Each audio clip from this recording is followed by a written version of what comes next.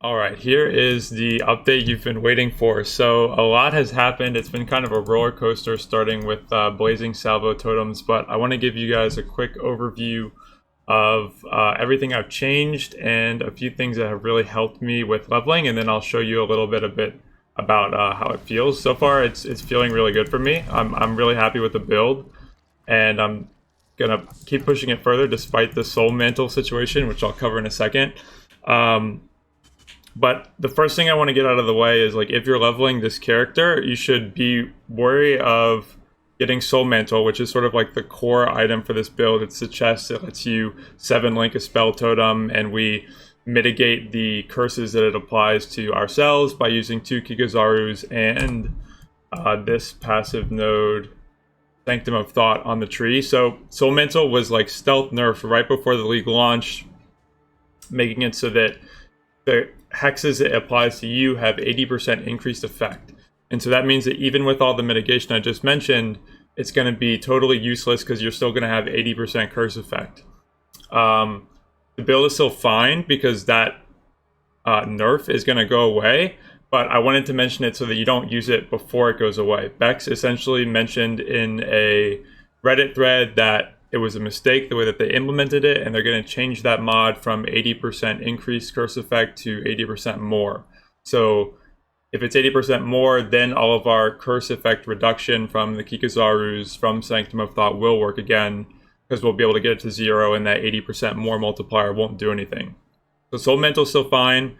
It will be fine, but don't use it for now. Don't buy one. I'm not sure if it's going to revert after they fix it. Like existing copies, that is. Other thing I want to mention is do not use GMP. I mentioned in my first video to use GMP, but a big reason why you should not is because I completely overlooked Rain of Splinters. This little jewel for a decent roll, like 39%, only cost me 3 chaos when I got it yesterday. It might be even cheaper now, and this makes it so that GMP is not worth it at all. I think GMP is probably only like a 10% more multiplier when you factor in all the projectiles you can get with this jewel and the less multiplier on GMP. It's just not worth it at all in the build. The new links that I'm going to use are going to be, let's see, Blazing Salvo, Spell Totem, and Soul Mantle eventually. And then the 5 support gems are going to be Combustion, Immolate, Controlled Destruction, Fire Pen, and multiple totems. I'm going to have a path of building in the description, though, an updated one, so feel free to look at that. And I've completely filled it out so that it has all the items and things that were missing from the first one. Next thing I want to mention is if you're just leveling this up, absolutely get a 5 link as soon as you can. I got a 6 link that isn't really ideal because it's 4 red, so I'm running this crappy inspiration support, but definitely get a 5 link. It only cost me 1 C to get a 5 link before I found the 6 link.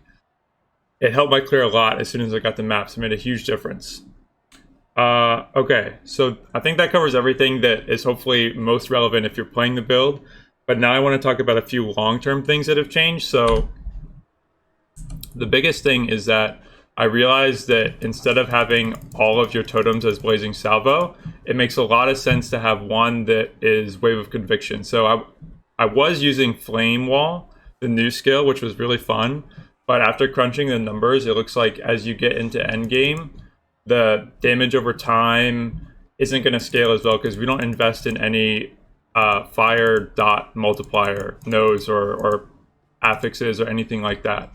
So instead, what I'm running now is a Wave of Conviction totem. And what that's going to do is, because I'm using added fire and LE focus, it's going to apply elemental exposure at minus 25% for anything that it hits. And because it's an actual spell that hits, it's benefiting from the investment that we do have, which is all into crit. So this is going to do like half as much damage as the Blazing Salvo totem, but then buff the rest of them way more with that minus 25% fire res. It does have to be in a totem though, because since we have Ancestral Bond, everything that I cast is going to do no damage, so it wouldn't be able to apply the exposure. Now, how do you make this work? So when you're clearing packs, it isn't really necessary to use Wave of Conviction. In fact, it's probably best not to. So you can just drop your regular Blazing Salvo totems and go on and do whatever you're doing. But when you do want to use it, here's how. First of all, I have 5 totems right now because I have 1 base, 1 from Ancestral Bond, 1 from my Ascendancy down here, and then 2 from the multiple totem support. In the future, this is going to go up to 7 because I'll eventually get a Shaper Shield with +1 to summon totems, and then I'll get Soul Mantle. Hopefully that'll be around the same time because this works best when you have an odd number of totems. But what you do is you summon 2 Wave of Conviction totems, then you cast Blazing Salvo Totems twice, and then you hit your limit of 5 and it takes away 1 of the Wave of Conviction totems. You want to have as many Blazing Salvo Totems as you can with only having 1 Wave of Conviction. So that's how you do it. It will always override your oldest totem. So you summon 2 Wave of Conviction, then 2 cast a Blazing Salvo Totem, and you get your 4/1 that you want. So you quickly do that on a boss, cast like Flammability, and boom, they're getting deleted. It's incredible.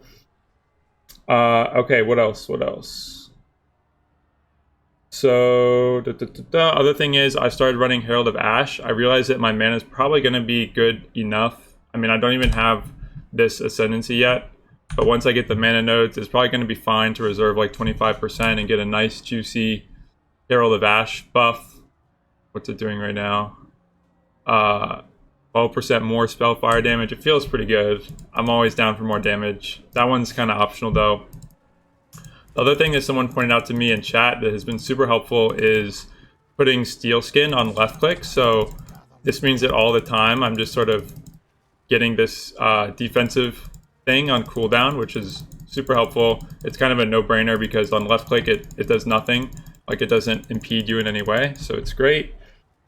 And I think that's everything for now. But if you have any questions about the build or anything else that you want to test maybe, definitely come through to my stream. I'm going to put a link down in the description. It's been really fun testing a lot of that new stuff with you guys and even testing different skills and totems. If you wanted to see what different things look like with a bunch of totems, come through.